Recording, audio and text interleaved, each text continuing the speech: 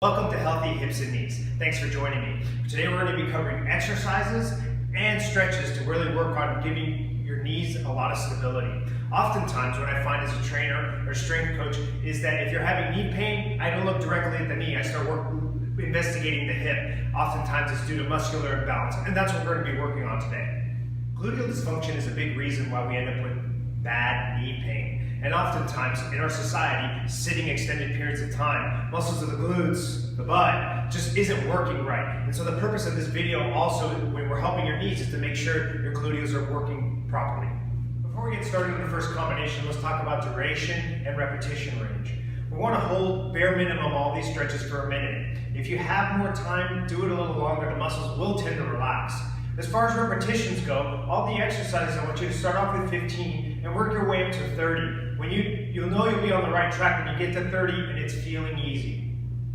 All right, let's first start off with one of my favorites, the bent leg bridge. This is also in my posterior chain series, but again, knee pain can often be associated with poor functioning glutes. So we're going to start off with the bent leg bridge. Robin has her hands out to the side. Her legs are bent to about 90 degrees. She's going to start to bridge her hips up and down. I have Robin barefoot again so you can see subtle changes. We want to make sure that the weight is distributed onto her knees so that she's driving up. And you should actually feel your glutes working or your muscles of your butt working as you're pressing your hips up. In a perfect world, I'd like to see her bridging up so that there's a straight line created from knee to shoulder. Navel is slightly pulled in tight. Now we're going to move into the hamstring flexibility work that we talked about. Now, with this one, you can use a belt or a yoga strap to make it a little bit easier. You can reach up here with your hands, but if you are generally a little immobile, this is going to be a little bit challenging. So Robin is holding up the legs straight, her hip is down. We don't want to be cheating up and rotating the hip away from the floor. Also, you can keep the knee bent to take a little pressure off the hamstrings. I'm going to have Robin straighten her leg because she's a little bit more flexible. And then keeping the foot here at 90 degrees, you're pulling the leg towards you and breathing and holding and trying to gain a little bit more mobility. My young athletes that come in here and have knee pain, I start to evaluate particularly the muscle inside her knee. We call that your vastus medialis or your VMO. Now Robin is sitting here with one leg extended. Before we start this exercise, I'm going to have her rock to her side to her hip and start to point her toe out before she begins a straight leg raise. I want this knee locked out. Very few times in exercises do we want it locked out. We want it locked out here. From here she's going to raise up and down 3 to 6 inches. When you're doing this movement, we want to create fatigue on the inner part of the thigh, next to the kneecap, but not inside to the groin. It creates a pretty good burn here on the VMO. Now, the alternate to this movement is going to be a lunge stretch. Oftentimes, tight hip flexors will start to change posture and increase pressure onto the knee. So we're going to do a lunge stretch. From here, Robin is going to start off in a nice deep lunge. Abs are slightly pulled in tight so that she doesn't arch her low back excessively. From here, she's going to push her hips forward and create a stretch on the front of the back leg. If you're feeling some work here, generally that's isometric work. It might be some tightness in the adductor. That is okay so long as you're getting the stretch on the front of the back leg. We're going to use the TRX for an unloading squat. Why I call this unloading is because she's using some of her weights going into the TRX. This is a great way to start working into your squat without getting all of your body weight. So Robin's going to lean back. As she descends, she's going to press her hips back, keep a natural curvature in her low back or an anterior tilt, keep that arch, and descend down. The weight should be through the midfoot and the heel, not into the toes. She's now adding an angle here so that some of the weight is going into the TRX. This is a great way to rehab knees. For the next variation of squat, I took an exercise while placing it on the low back for Robin. This is a great way to unload, again, get less than body weight to start getting your knees and hips used to moving into the squat form. Robin is starting here with her low back arch, creating an anterior tilt in her back. This is a great shot from the front because you can see any changes in knee position. The knees will have to make sure they track over the feet and ankles, but we don't want to see is the knees rolling in, and that's very obvious here. Robin's exaggerating. We want to avoid that and make sure that guides out. A good way to do that is by keeping a little pressure to the outer border of your foot as well as driving through the heels. Again, looking to find the glutes. The thighs are involved, but by driving through the heels, you should feel some work in the gluteals.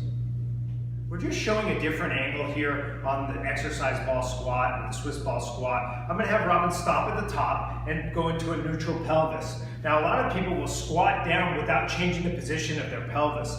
Now, the trick behind and the secret here in the videos is that you see these subtle differences. She naturally arches. So stop at the top. This is neutral. This is incorrect. Before you start your descent, arch the low back and descend down. This will actually push the hips slightly backward as you're doing your descent. I keep 3 slant boards in my gym. I use these very often, especially when people first come in. If you start with a bad and tight foundation in the feet and lower leg, it's going to affect and have a reaction through the whole body. So if you don't have one, make one. If you can't make one, go buy one. A very passive way to use a slant board is to do it in this position here. I have it at a distance where I kind of see Robin's heels are getting close to touching. She can relax into it, and she's also supported by a wall. This way she can just work on breathing and relaxing. You can use it facing the other way, but I tend to see people get better results when they're up against the wall and just breathing and relaxing to it. You can use it with shoes, but barefoot is preferable because it'll allow you to see your range of motion change. Most shoes have a heel in them, and so it's going to be relatively easy to get some range of motion, or it's going to give you a false sense of improvement. Most people are in heeled shoes all the time. Get barefoot to use this, you'll get the most benefits from it. All right, now we're going to work into a standing abduction. The muscles of the outer hip, here, the glute medius, this outer part of the crest of the hip are generally some of the weakest ones in the body.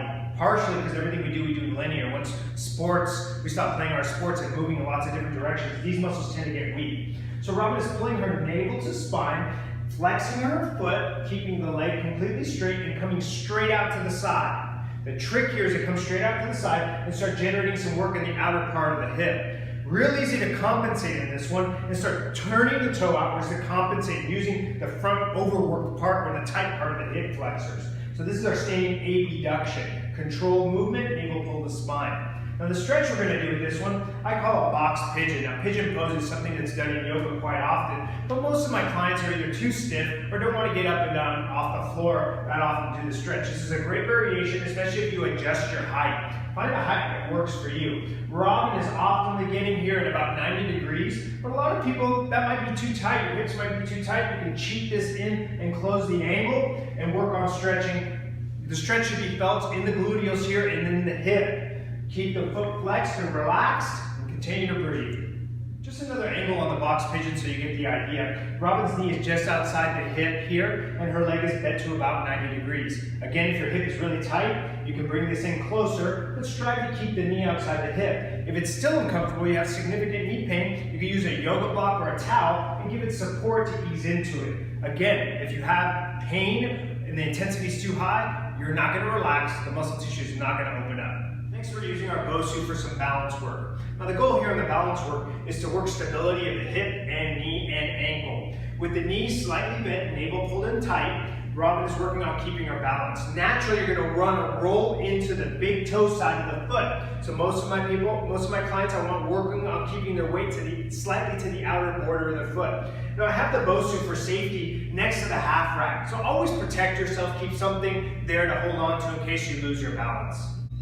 For the butterfly stretch, Robin is sitting here with her feet touching each other, and she's going to pull them in towards her body and simultaneously visualize pulling the knees to the floor to stretch out the muscles of the groin or inner thigh. Now we're going to work into some more balance and work a single leg deadlift. I love this movement because it doesn't focus on bending the knees so much as recruiting the muscles of the glutes. So Robin's standing on one leg. She's going to use the same side as the foot that's on the ground. So she's going to use that right hand and come to the pinky edge side of the foot and touch the ground as best you can. Now if you can't touch the ground without losing your balance, you can work towards the knee, towards the middle of the shin, or towards the outside of the ankle. Here, she's reaching to that imaginary spot slightly in front and to the side of the foot, all while keeping the weight into the heel. Just another angle on the single leg deadlift. A lot of times you'll see some knee instability here. Robin wants to keep the weight into the outer part of her heel as she reaches out. So Robin, go ahead and show some instability in the knees. I see a lot of that knee moving back and forth. So decrease range of motion so that you control the position of the knee. If you're just coming part of the way down but you're having good knee alignment, that's going to increase the integrity of the position of the knee. Here, Robin, instead of working on rotating away, she's just crossing the leg over the opposite leg and then hugging the leg towards her body.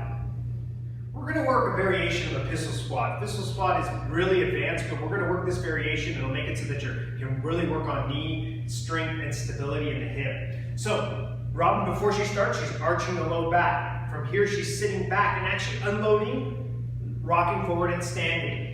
Now, if this still elicits some discomfort in your knee, you can easily work it up so it's higher and you're doing less and less range of motion. Again, we want to stay pain-free, and we want to make sure that knee is not rocking inward. We're keeping the weight into the heel and outer border of the foot.